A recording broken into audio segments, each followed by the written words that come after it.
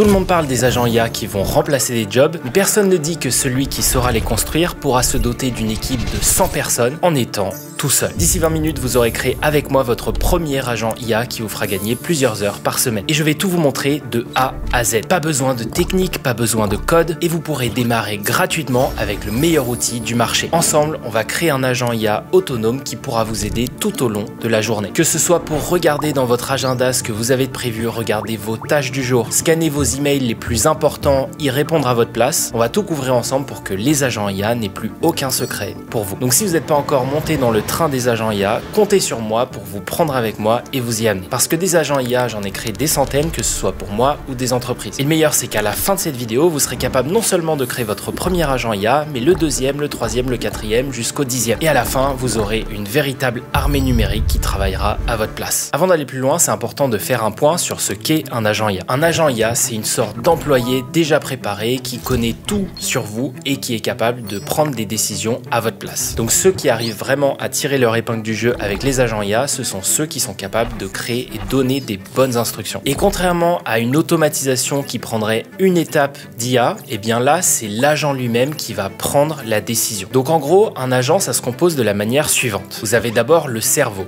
autrement dit le LLM. Donc que ce soit ChatGPT, Claude ou Gemini, c'est un petit peu le cerveau qui va penser et qui va donner à votre agent IA la capacité de penser. Ensuite, la deuxième partie, c'est la mémoire. C'est-à-dire que votre agent, il faut qu'il se dote d'une mémoire pour se souvenir de toutes les précédentes interactions qu'il a eues avec vous. Et enfin, la dernière chose, c'est les outils où là, vous allez pouvoir donner accès à tous vos outils, que ce soit des Google Sheets, que ce soit votre Notion ou encore n'importe quel outil parmi la centaine qui existe et qui est disponible. C'est tout ce qu'il y a à savoir. Cerveau, mémoire et outils. Donc maintenant, pour construire tout ça, on va utiliser un outil magique qui s'appelle N8N. Déjà, c'est tout simplement le meilleur du marché et de très très loin. Et en plus, il est open source et potentiellement 100% gratuit. Parce que oui, vu qu'il est open source, vous pouvez l'héberger sur votre ordinateur. Mais l'héberger sur votre ordinateur, il faut un petit peu de technique. Et moi, ce que j'ai envie, c'est que vous l'installiez hyper facilement. Donc il y a une autre option, c'est d'utiliser l'abonnement cloud de N8N, mais il peut s'avérer très cher, surtout si vous commencez à avoir beaucoup d'agents. Par exemple, ici, vous êtes limité à 2500 automatisations et quand on en a beaucoup, ça va très vite. Donc pour moi, la meilleure alternative, c'est d'utiliser l'hébergement en un clic de Hostinger qui m'accompagne sur cette vidéo. Hostinger, c'est la référence de l'hébergement web et il vous simplifie énormément la vie. Vous pouvez installer N8N en un clic directement via leur plateforme. Pour ça, vous pouvez passer par le premier lien en description et vous pourrez bénéficier de leur offre qu'ils ont concoctée pour vous. Vous choisissez votre plan d'hébergement. Moi, je vous conseille le KVM2. C'est largement suffisant pour faire tourner N8N. Ensuite, vous choisissez la durée. Est-ce que vous voulez au mois, à l'année ou à la bi-année? Vous sélectionnez le pays où vous souhaitez localiser votre serveur et ça, c'est extrêmement important. Eux, ils ont l'avantage d'avoir des serveurs en France. Vous sélectionnez N8N et là, vous pouvez sélectionner en un clic votre instance de N8N et ça va l'installer. Ensuite, vous mettez le code TEIO pour bénéficier d'une réduction supplémentaire sur votre abonnement. Vous passez commande et vous avez votre plan qui est prêt. Et en passant par Hostinger, vous allez économiser énormément par rapport au plan cloud de N8N. Et en plus, il y a un vrai avantage selon moi, c'est que leur support est en français. Quand on n'est pas trop technique, ça vaut vraiment le coup. Une fois que votre instance est prête, vous pouvez cliquer sur ce lien qui vous amènera directement sur N8N. Vous remplissez vos informations et ensuite, c'est bon, vous pouvez créer votre premier agent. Ok, donc maintenant, on est dans N8N et la première chose à savoir, c'est que ici, on est dans ce qu'on appelle un workflow. Et chacun des workflows, c'est là où on va pouvoir créer un ou plusieurs agents au sein du même workflow et je vais vous expliquer tout ça en détail. La première chose à savoir, c'est que ici, vous pouvez renommer votre workflow. Donc là, par exemple, on pourrait mettre premier agent.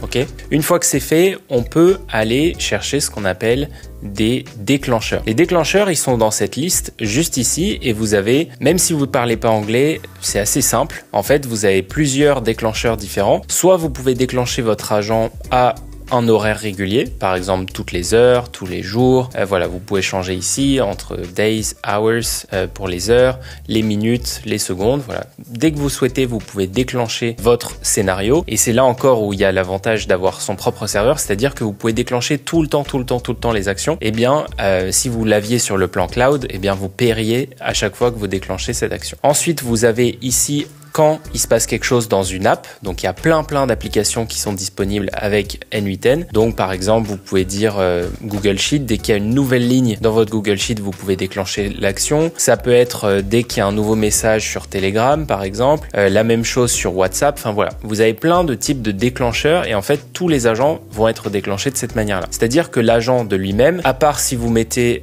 on a schedule, il va pas se déclencher tout seul. Il faut qu'il y ait quelque chose qui le déclenche. Et donc soit vous pouvez le déclencher à des horaires réguliers avec cette option-là, soit vous pouvez le déclencher à partir d'apps un peu connues comme par exemple Notion, Airtable, Google Sheets, Gmail, voilà, toutes ces apps que vous utilisez au quotidien. Ou si jamais vous n'avez pas la possibilité de les activer maintenant, ben vous pouvez utiliser un webhook. Un webhook, qu'est-ce que c'est? C'est une adresse URL qui va être fournie par votre instance N8N que vous allez pouvoir mettre dans n'importe quel autre outil qui n'a pas d'intégration déjà faite avec N8N. Et comme ça va vous permettre de recevoir l'information de cet outil tiers. Ensuite, une fois qu'on a dit ça, il y a aussi d'autres déclencheurs qui sont plus inhérents à N8N, comme par exemple ici, on peut déclencher un chat. Si vous activez cette option, vous allez avoir un petit bouton ici qui vous permet de déclencher un chat et ça, c'est très utile notamment pour tester notre agent et voir s'il fonctionne bien. Donc en phase de test, on utilise souvent ce petit chat, mais ce petit chat, on peut aussi le rendre public. Et à ce moment-là, dès que vous allez aller sur cette URL, vous allez pouvoir avoir une interface de chat où vous allez pouvoir interagir avec votre agent. Mais nous, dans la logique qu'on veut, c'est avoir un résumé journalier d'un peu de notre journée. Donc ce qu'on va faire, c'est on a schedule. Et on va le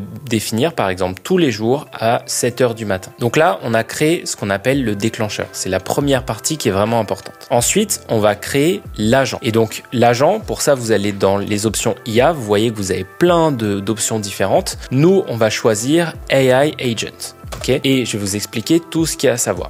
Donc un agent IA, par défaut, en fait, il va pouvoir aller chercher à l'intérieur d'un modèle. Donc un LLM. Vous pouvez soit choisir un LLM précis, donc soit vous pouvez choisir Claude de Anthropic, soit vous pouvez utiliser Gemini de Google, soit vous pouvez utiliser Grok de XAI, ou vous pouvez utiliser OpenAI. Donc là, vous prenez OpenAI et là, vous allez avoir un credential à ajouter. Qu'est-ce que c'est qu'un credential? C'est tout simplement un mot de passe. Comme vous pourriez avoir un mot de passe pour vous connecter à votre compte Netflix, par exemple, et bien pour les applications, on a aussi des mots de passe, sauf qu'ils sont un petit peu différents. C'est ce qu'on appelle des clés API. Et là, vous vous demandez, OK, comment aller chercher une clé API? Eh bien, c'est relativement simple. Vous allez aller sur plateforme.openai.com et ensuite, vous allez arriver sur le côté plateforme de OpenAI. Vous connaissez probablement ChatGPT, mais il y a aussi une plateforme et si vous allez ici justement vous connecter sur votre compte OpenAI, vous arrivez ici, donc là ils vont vous demander de vous connecter. Si vous n'avez pas encore de compte, vous pouvez créer votre compte directement là-dessus. Ensuite, il va vous demander de valider votre session, vous connecter directement là-dessus. Ok, donc là, une fois qu'on est là, ce qu'on va aller faire, c'est aller directement dans les réglages et ici vous allez avoir API Keys. C'est là où vous allez créer vos mots de passe pour justement pouvoir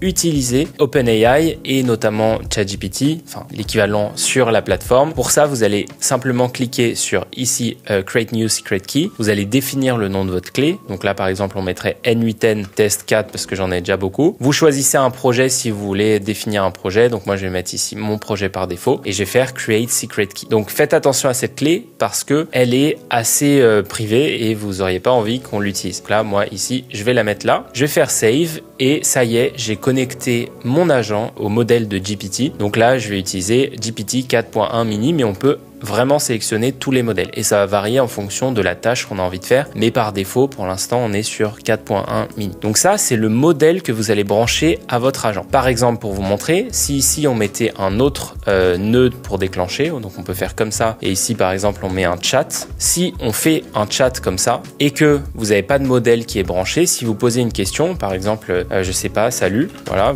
même pas une question, il va rien se passer, vous allez avoir une erreur. Pourquoi? Parce qu'il n'a pas de modèle qui est préenregistré. Par contre, si on vient lier le modèle comme ça et que vous recommencez, vous faites salut, là qu'est-ce qui va se passer? Eh bien, vous allez avoir une réponse parce qu'il y a un modèle qui a été branché. Donc en fait, encore une fois, on reprend l'analogie du cerveau. Si vous n'avez pas ici de modèle, vous n'avez pas de cerveau. C'est un peu cash, mais c'est comme ça. Donc ça, vous avez vu que j'ai mis 2 déclencheurs parce que oui, ça c'est une des particularités sur N8N, c'est qu'on peut avoir plusieurs déclencheurs. C'est-à-dire que vous pouvez aussi bien déclencher votre agent à un intervalle régulier que quand il y a quelque chose choses qui se passent dans une application que quand vous lui envoyez un message via le chat. Ok. Et encore une fois, je vous ai dit, quand on est dans des phases de test, on utilise principalement le chat. Donc là, il est bien notre modèle. On peut lui poser des questions. Par exemple, on pourrait lui demander quelle est la date de naissance de Mbappé. Ok, donc là, il va aller chercher et il va répondre, il est né le 20 décembre 98. Pourquoi? Parce qu'il sait évidemment ce genre de choses de sa connaissance générale. Par contre, si on lui demande quel est mon agenda du jour, à ce moment-là, qu'est-ce qui va se passer? Eh bien, tout simplement, il ne saura pas répondre parce qu'il n'a pas les outils à sa disposition. Avant de parler d'outils, qu'on va ajouter ici au niveau des tools, ce qui est important, c'est de comprendre comment ça fonctionne et comment lui donner une forme de mémoire. Parce que oui, il faut qu'il soit capable de se rappeler les différentes choses, sinon à chaque fois que vous allez lui poser la question, il va vous répondre la même chose. Donc si vous lui donnez de la mémoire, il va être capable de se souvenir des différentes interactions qu'il a eues avec vous et mieux vous répondre de manière contextuelle. Donc pour ça, vous avez plusieurs types de mémoire. Vous avez des mémoires Postgres qu'on utilise quand on a beaucoup d'éléments mémoire. Vous avez aussi Zep qui est une super alternative. Mais nous, ce qu'on va utiliser pour vraiment le début et pour vraiment tester, c'est une mémoire simple. C'est-à-dire que ici, qu'est-ce qui va se passer? Eh bien, dès lors que vous allez connecter votre chat, vous allez avoir ce qu'on appelle un Session ID. Le Session ID, en fait, vous l'avez vu ici, dès lors que vous commencez un chat via cette interface ici, ça va créer un Session ID. C'est une session que vous allez faire. Et donc, il va se souvenir de toutes les interactions que vous avez eues avec lui.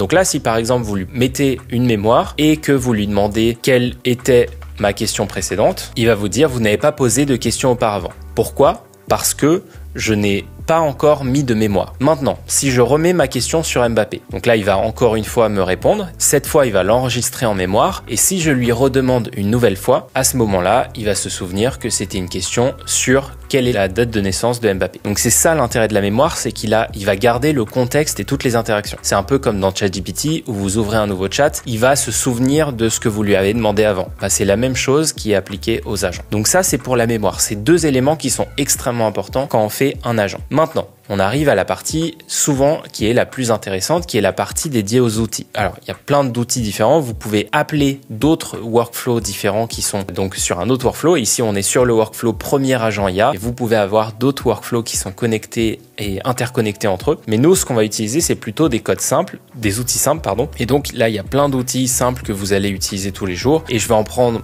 quelques-uns pour exemple. Le premier, probablement celui que vous utilisez tous, Gmail, où là vous allez pouvoir connecter votre compte Gmail. Pour ça, vous allez simplement aller ici et ensuite vous allez devoir définir des identifiants de connexion sur Google. Donc pour ça, vous allez sur la Google Cloud Console. Voilà, donc c'est quelque chose, si vous avez un compte Google, vous allez pouvoir accéder ici et ensuite vous allez aller définir et chercher différentes données. Donc là, vous vous connectez à votre compte. Une fois que c'est fait, vous allez arriver directement sur vos identifiants de votre projet. Donc d'abord, il faut créer un projet sur la plateforme de Google pour accéder à vos services de Google. Ça fait un peu de sens. Ensuite, une fois que vous êtes là, il va falloir directement aller sur votre application. Vous allez ici définir sur API et services et ensuite vous allez définir Credentials. Donc Credentials, c'est ce qui va vous permettre d'accéder à vos différents paramètres. Et ici, nous, les choses qui sont importantes, c'est d'aller chercher OAuth Client IDs. Et donc là, ici, si vous regardez par exemple celui-ci de Raycast ou NU10, vous pouvez en créer un autre. Vous créez ici Create Credentials et là, vous faites OAuth Client ID. Une fois que c'est fait, vous allez arriver sur cette page et sur cette page, vous pouvez choisir le type d'application. Vous sélectionnez sur Web Application. Ici, vous mettez NU10, donc moi je vais mettre test comme ça. Et ensuite, vous allez avoir ici une redirect URL. Ça, c'est très important. C'est pour mettre justement celle-ci qui vous est donnée par NU10. Vous la mettez ici. Ensuite, vous faites Create. Là, ça va créer votre identifiant. Une fois que c'est fait, vous avez un Client ID que vous copiez et ensuite, vous allez le coller directement ici. Vous avez un Client Secret que vous pouvez copier aussi et vous le collez directement ici. Une fois que c'est fait, vous allez avoir le Sign in with Google qui apparaît pour vous connecter directement à votre compte Google. Donc là, c'est une nouvelle fenêtre qui va apparaître. Vous sélectionnez votre compte et ensuite, vous donnez accès à vos emails et c'est bon, vous avez connecté votre Gmail. Et là, en fait, si vous regardez toutes les actions, vous avez plein d'actions différentes que vous pouvez donner à chacun des outils. Ici, on pourrait avoir un outil qu'on appelle lecture d'email. Donc ici, on pourrait lire email. Ensuite, vous allez pouvoir justement lui donner les pouvoirs de lecture. Donc pour ça, il faut aller directement dans messages. Ce qui est important, c'est messages. Et ensuite, ici, vous faites operation get many. Et là, vous pouvez limiter par exemple aux 10 derniers emails et ça prendra juste les 10 premiers emails. Et voilà, vous avez votre outil de lecture des emails. Ensuite, on peut aller plus loin avec par exemple le calendrier. Donc là, Google Calendar. Ok, vous allez ici, là vous allez connecter de la même manière, donc vous pouvez prendre le même client ID, le même client secret, vous prenez ici, vous copiez, vous le remettez là et la même chose avec ici le client secret. Chose qui est importante, c'est qu'il va falloir aussi pour certains, notamment Google Docs, activer les API en question. Mais là, pour le calendrier et pour Gmail, ça suffit largement de faire ça. Ça permettra de donner accès à votre calendrier. Donc là, je fais Allow et je peux directement avoir mon calendrier qui est connecté. Et là, en fait, je vais pouvoir chercher dans la liste de mes calendriers. Donc moi, j'ai événements, voyages ou anniversaire. Et là, je peux permettre à l'IA de choisir lui-même quelle va être la date de départ et quelle va être la date de fin de sa recherche. Et donc là, je peux lui dire, par exemple, lire event pour événement. Et par contre, là, vous voyez qu'ici, j'ai toujours l'action create. Moi, ce qu'il me faut, c'est get many, c'est-à-dire j'ai envie d'avoir les événements. Donc là, encore une fois, je laisse l'IA définir les différents paramètres et comme ça, je vais pouvoir lire mes événements. Donc ça, c'est pour lire des emails ou lire un événement. Évidemment, il y a d'autres choses dont les MCP, mais ça, j'en parlerai pas dans cette vidéo pour pas trop vous embrouiller. Il y a aussi d'autres actions qu'on peut faire. Par exemple, ici, j'ai mon action lire email, mais je peux aussi très bien créer un email. Pour ça, je vais venir ici, je vais refaire la connexion et ici, je vais faire create ou créer email. Je vais changer juste l'action et je vais mettre ici send. Et là, je peux choisir à qui va envoyer l'email. Je peux laisser l'IA choisir le sujet et je peux laisser l'IA choisir le texte qu'elle va mettre à l'intérieur. Et donc là, je peux lire mes événements, lire mes emails ou envoyer un email. Je peux aussi faire d'autres choses comme par exemple obtenir la météo. Donc pour ça, on a un outil, c'est Open Weather Map Tool qui va me permettre d'accéder aux données de météo. Donc pour vous connecter, encore une fois, si vous savez pas, vous suivez la documentation qui est plutôt bien faite. Là, il faut aller sur Open Weather Map pour obtenir encore une fois une clé API pour accéder à la météo. Ici, vous vous connectez, vous définissez vos données. Donc ici, vous créez un compte, etc. Et une fois que c'est fait, vous avez simplement à copier la clé API et à la coller directement ici dans votre credential. Et ensuite, vous faites Save et vous avez accès à la météo. Vous pouvez dire à l'IA de choisir et dire la langue. Donc là, je vais le laisser en fixe parce que j'ai envie qu'il réponde en français. Et là, vous pouvez avoir la météo qui va vous être donnée. Donc là, je vais juste mettre météo pour simplifier. Donc ça, c'est pour la construction des outils et les connexions. Maintenant, ce qui est intéressant, c'est justement de créer le prompt qui va vous permettre d'accéder à ces outils. Donc pour ça, vous avez plusieurs possibilités. Soit vous n'avez pas de chat qui est connecté et auquel cas, vous allez sélectionner Define Below et vous allez définir le prompt ici. Ou alors, si vous avez un chat qui est connecté, vous pouvez aller directement ici dans Message System. Donc là, ici, pour définir mon prompt, je vais cliquer sur la petite flèche ici et je vais déterminer 4 composantes dans mon prompt. Donc déjà, il va y avoir le rôle. Ensuite, il va y avoir le contexte, l'action et ensuite les outils. Ok.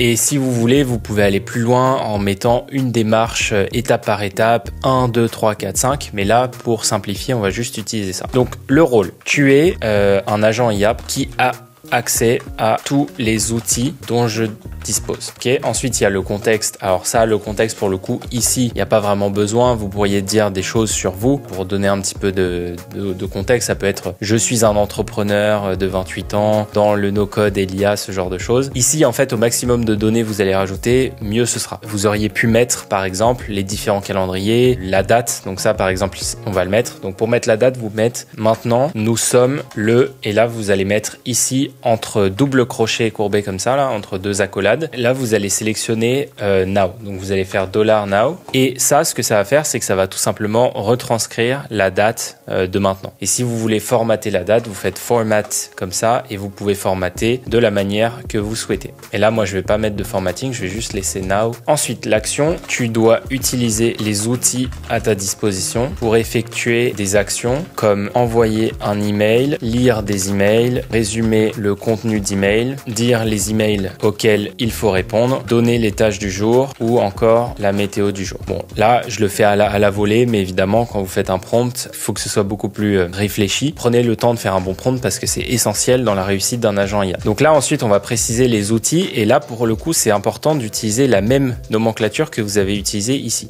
Donc là, ici, vous utilisez lire event, créer email, météo, lire email. Ok. Donc là, on va préciser les différents outils. Par exemple, lire email permet d'accéder aux derniers emails reçus. Donc là, on va pas préciser ça davantage. Pourquoi? On n'a pas de filtre. En fait, si vous filtrez justement l'outil, donc là, il n'y a pas de filtre. Il n'y a aucun filtre. Il a juste accès à tout ça, donc il saura récupérer les emails. Ensuite, ici, les événements, c'est pareil. Il n'y a pas de filtre. On peut lui dire précise les dates avant et après. Ça, on peut. Et vous pouvez ajouter une description pour lui donner plus de contexte. Ok. Peut-être si par exemple un outil attend un formatting de date un peu spécifique, vous pourriez le préciser ici. Ensuite, vous avez la création d'un email et la météo. Donc là, ici, on va juste faire de cette manière-là. Outil créer email permet d'envoyer un email à quelqu'un en précisant. Donc là, le tout, c'est le destinataire. Vous pouvez mettre le subject, objet de l'email et le contenu. Ensuite, il y a outil météo et vous pouvez évidemment ajouter tous les outils que vous souhaitez. Par exemple, ici, je vais mettre ClickUp, permet d'obtenir les tâches du jour. Et là, on pourrait ajouter un outil ClickUp qui ira chercher dans mes tâches. Donc là, si par exemple, je fais ici, je filtre dans ClickUp. Donc là, je connecterai mon compte ClickUp, je pourrais filtrer différentes tâches et comme ça, il pourrait me retourner mes tâches du jour. Donc là, par exemple, je viens de connecter mon ClickUp. J'ai précisé que c'est dans la liste YouTube, mais ici, encore une fois, tout est dynamique. Si j'ai envie, par exemple, d'avoir quelque chose de dynamique, chacun a un identifiant unique. Et donc, par exemple, ici, la liste